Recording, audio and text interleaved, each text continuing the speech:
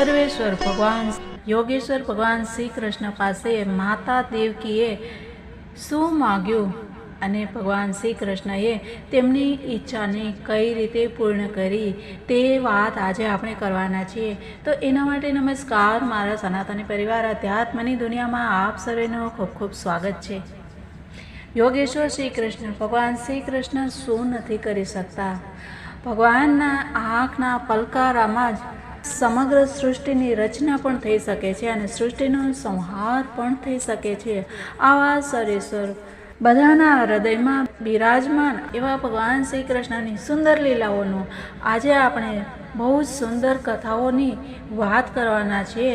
તો એના માટે મિત્રો, આપ આ ચેનલ પર એટલે કે સ્પિરિચ્યુઅલ વર્લ્ડ આધ્યાત્મિક ચેનલ પર જો નવા હો તો ચેનલને સબસ્ક્રાઈબ કરી લો, સાથે સાથે બાજુવાળા બેલ આઇકનને પણ પ્રેસ કરી દો અને વિડીયો પસંદ આવે તો લાઈક, કમેન્ટ અને શેર કરવાનું બિલકુલ ન ભૂલતા। મિત્રો, એક વખતની વાત છે કે જ્યારે ભગવાન શ્રી કૃષ્ણ અને બલરામજી માતા પિતાના આશીર્વાદ લેવા માટે, ચરણ સ્પર્શ કરવા માટે એમની પાસે ગયા, ત્યારે ભગવાન શ્રી કૃષ્ણના યશોગાનથી પહેલેથી જ આશ્ચર્યમાં ડૂબેલા દેવકીજી શ્રી કૃષ્ણ અને બલદેવજી મરી ગયેલા ગુરુપુત્રને યમલોકમાંથી પાછા લઈ આવ્યા હતા એ વાત જાણતા હતા। હવે તેમને તેમના તે પુત્રોનું સ્મરણ થઈ આવ્યું જેમણે કંસે મારી નાખ્યા હતા। તેમના સ્મરણથી દેવકીજીના નેત્રોમાંથી આંસુ વહેવા લાગ્યા અને તેઓ અધીરા બની ગયા। તેમણે ખૂબ જ દીનતાપૂર્વક શ્રી કૃષ્ણ અને બલરામજીને કહ્યું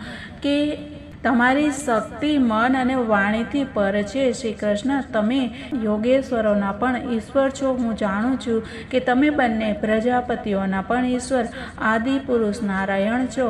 એ પણ હું અવશ્ય જાણું છું કે જે લોકો કાલક્રમથી પોતાનું ધૈર્ય, સંયમ અને સત્વગુણ ખોઈ બેઠા છે તથા શાસ્ત્રની આજ્ઞાઓનું ઉલ્લંઘન કરી અને જે સ્વેચ્છાચારી થઈ ગયા છે તેવા ભૂમિના ભારરૂપ તે રાજાઓનો નાશ કરવા માટે તમે બંનેએ અમારા ઘેર અવતાર લીધો છે। વિશ્વાત્મન તમારા પુરુષોત્તમ રૂપ અંશથી ઉત્પન્ન થયેલી માયાથી ગુણોની ઉત્પત્તિ થાય છે। તેમના લેશ માત્રથી જગતની ઉત્પત્તિ, વિકાસ તથા પ્રલય થાય છે। આજે હું મારા અંતઃકરણથી તમારી શરણાગત છું। મેં સાંભળ્યું છે કે તમારા ગુરુ સાંદીપનીજીના પુત્રને મરી અને ઘણા દિવસ થઈ ગયા હતા। તેમને ગુરુ દક્ષિણા આપવા માટે તેમની આજ્ઞા તથા કાળની પ્રેરણાથી તમે બંને તેમના પુત્રને યમપુરીથી પાછો લાવી આપ્યો। તમે બંને યોગેશ્વરોના પણ ઈશ્વર છો, તેથી આજે મારી પણ અભિલાષા પૂરી કરો।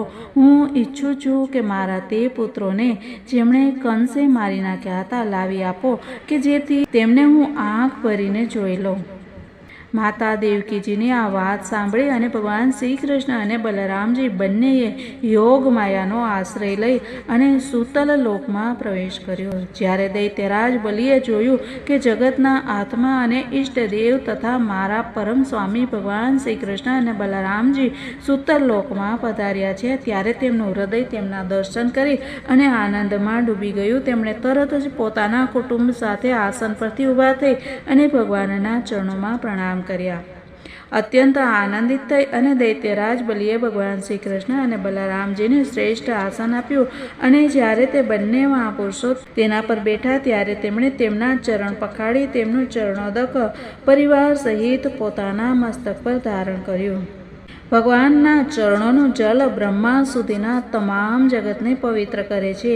ત્યાર પછી દૈત્યરાજ બલિએ બહુમૂલ્ય વસ્ત્ર, આભૂષણ, ચંદન, તાંબુલ, દીપક, અમૃત જેવું ભોજન અને અન્ય વિવિધ સામગ્રીઓથી તેમની પૂજા કરી અને પોતાના સમસ્ત પરિવાર, ધન તથા શરીર વગેરેને તેમના ચરણોમાં સમર્પિત કર્યા। ખૂબ જ સરસ પ્રાર્થના કરી અને દૈત્યરાજ બલિ કહે છે કે મોટા મોટા યોગેશ્વરો પણ મોટે ભાગે એ વાત નથી જાણતા કે આપની યોગ માયા આ છે અને આવી છે, પછી અમારી તો વાત જ ક્યાં છે। તેથી હે સ્વામી, મારા પર એવી કૃપા કરો કે મારી ચિત્તવૃત્તિ આપના તે ચરણ કમળોમાં જોડાઈ જાય જેને કોઈની પણ અપેક્ષા ન રાખનાર પરમહંસો શોધ્યા કરે છે અને તેમનો આશ્રય લઈ અને હું તેનાથી ભિન્ન આ ઘર ગૃહસ્થીના અંધારા કૂવામાંથી નીકળી જાઉં।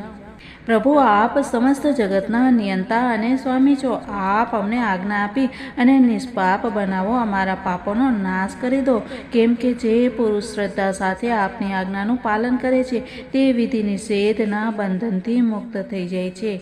આ બધું સાંભળી અને ભગવાન શ્રી કૃષ્ણ કહે છે કે દૈત્યરાજ, સ્વયંભૂ મન્વંતરમાં પ્રજાપતિ મરીચિના પત્ની ઉર્ણાના ગર્ભથી 6 પુત્ર ઉત્પન્ન થયા હતા. તે બધા દેવતા હતા. તેઓ બ્રહ્માજીને તેમની પુત્રી સાથે સમાગમ માટે ઉદ્યત જોઈ અને હસવા લાગ્યા. આ મસ્કરીરૂપ અપરાધને કારણે તેમને બ્રહ્માજીએ શાપ આપી દીધો અને તેઓ અસુર યોનિમાં હિરણ્યકશ્યપુના પુત્ર રૂપે જન્મ્યા. યોગમાયાએ તેમને ત્યાંથી લાવી અને દેવકીના ગર્ભમાં મૂકી દીધા અને તેમને જન્મતા જ કંસે મારી નાખ્યા. દૈત્યરાજ, માતા દેવકીજી તો પુત્રો માટે અત્યંત શોક કરી રહ્યા છે અને તે તમારી પાસે છે. તેથી અમે અમારી માતાનો શોક દૂર કરવા માટે તેમને અહીંથી લઈ જશું. ત્યાર પછી આ બધા શાપ મુક્ત થઈ જશે અને આનંદપૂર્વક પોતાના લોકમાં ચાલ્યા જશે. તેમના નામ આ પ્રમાણે છે: સ્મરણ, ઉદ્ગીત, પુરીશ્વંગ, પતંગ, શુદ્રભૃત અને ધ્રુણી. તેમને મારી કૃપાથી ફરી સદગતિ પ્રાપ્ત થશે.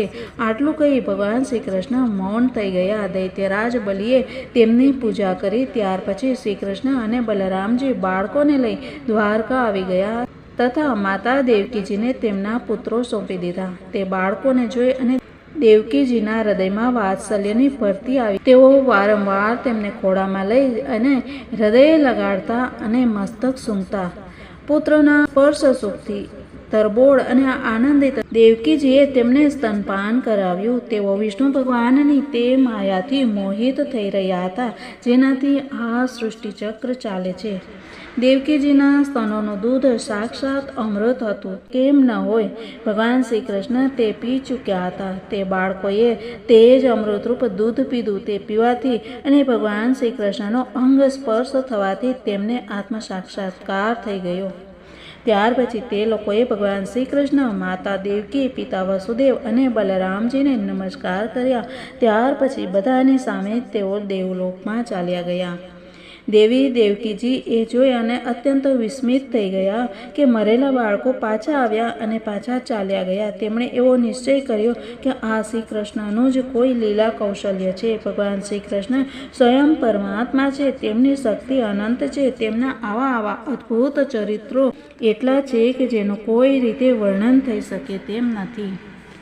અને તેથી જ સૂતજી કહે છે કે ભગવાન શ્રી કૃષ્ણની કીર્તિ અમર છે, અમૃતમય છે. તેમનું ચરિત્ર જગતના સમસ્ત પાપ તાપોને દૂર કરનારું છે તથા ભક્તજનોના કાનોમાં આનંદ સુધા પ્રવાહિત કરનારું છે.